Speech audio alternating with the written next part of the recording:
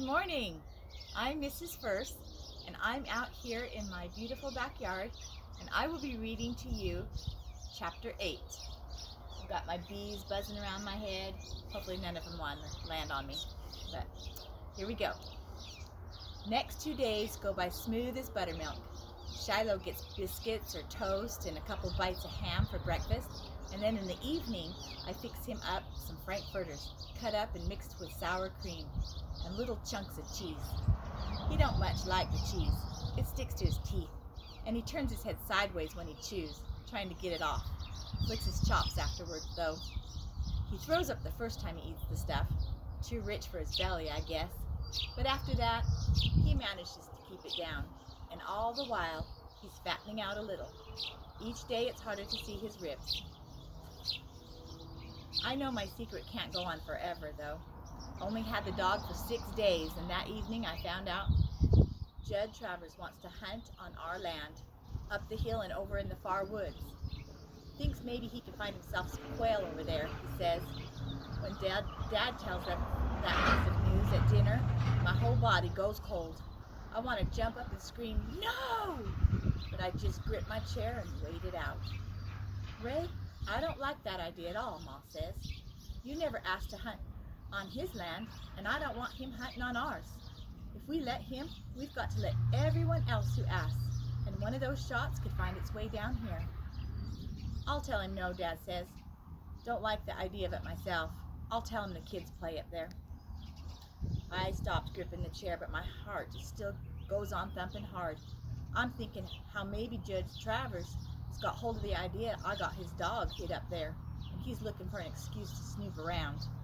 Having Shiloh a secret is like a bomb waiting to go off. Next day, Dad comes home with more news. Good news to him, bad news to me. "Can't figure it out," he says, walking through the door with a sack in his hands. "Folks are taking to leaving me food in their mailboxes, Lou. Used to be it was just Mrs. Ellison and her banana bread, but found me a ham sandwich today in Nora Klingle's box, and half a baked pie in the Saunderses. I look thin to you or something?" Ma laughs. "Maybe it's just you're the best mail carrier they ever had on that route." "Well, we got half a pie for dessert tonight anyways," Dad says. "Oh, brother," I say to myself. Maybe Mr. Wallace is doing more talking than I figured.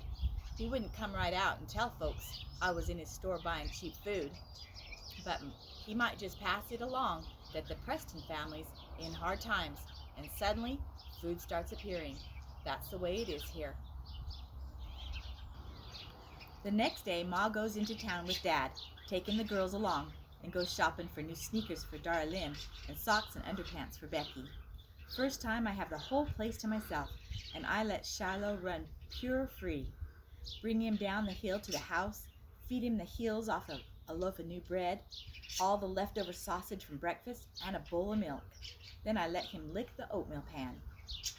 Show him every one of our 4 rooms, hold him in my lap on the porch swing, and laugh when he tries to stand up on the seat himself while the swing's moving. I let him smell the couch where I sleep and crawl under the front steps to sniff out the mole lives under there. Follow him all over creation when he takes out after a rabbit. Then he gives up when he sees I'm not going to shoot that rabbit. No way. But I figure my luck's going to run out if I don't get him back to his pen soon. So about noon, I take him back, and he goes right to the gunny sacks in the lean-to. He's so tuckered out.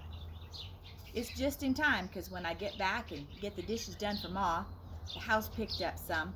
I look out, and here she comes up the lane with Dara Lynn and Becky and their packages. Somebody gave them a lift. You can always count on that around Friendly. Ma's pleased I got the dishes done, I can tell. "Nice to come home back to a clean house, Marty," she tells me. "Had good luck with my shopping, too. Wasn't a thing I bought that wasn't on sale." Dara Lynn's wore her new sneakers home and got a blister already, but she don't care. She's so glad to have something new. When I walk in the kitchen next, Ma's looking at her face in the mirror over the sink. Got her eyebrows raised high, and then she pushes them low, then raises them again. When she sees me studying her, she says, "Marty, I got frown lines on my face? Tell me the truth now."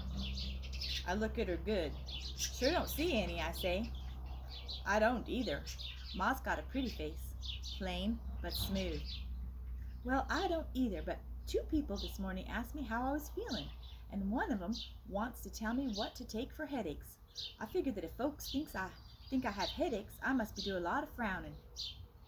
Womp, womp, womp. That's my heart. Folks think they got a remedy for something.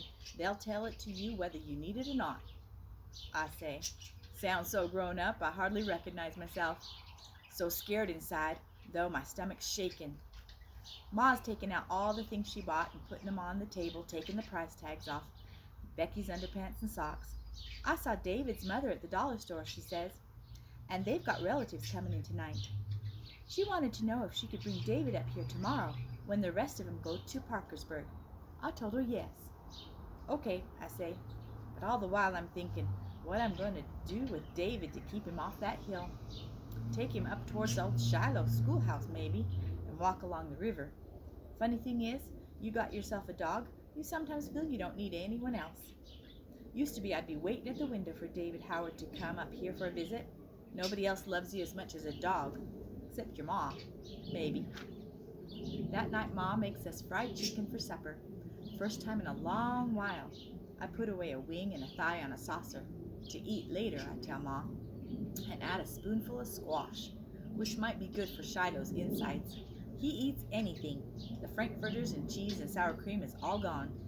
So I got to be watching for table scraps again and go out can collecting soon. Dad's working on the pickup after dinner, changing the oil. Becky and Darlene's turning somersaults in the grass, and Ma's cleaning the kitchen. Soon as her back is turned, I sneak the food off the saucer and head up the hill to see Shiloh. I can tell Shiloh likes the fried chicken better than he liked the sour cream frankfurter mess that he's been eating all week. Even eats the squash, and then he licks my hands and fingers to get all the salt off, any place I touched a piece of chicken. Since I'd already taken him all over creation that morning, I don't feel he missed much if I don't take him out again. So I go around scooping up all the dog dew, like I do every day, toss it over the fence, and then I lay down on my back in the grass and cover my face with my arms. Our favorite game. Shiloh goes nuts trying to uncover my face, nudging at my arms with his nose, tail going 90 miles an hour. Never whines like some dogs do, though. Even when we're out in the far meadow, racing the wind, he'll start to bark and I'll say, "Shh, Shiloh," and he stops right off. Wish I could let him make a little noise. It's not natural, I know, to keep an animal so quiet, but he's happy quiet, not scared quiet. I know that much. I move my arms off my face after a while and let him rest his paws on my chest, and I'm lying there petting his head, and he's got this happy dog smile on his face.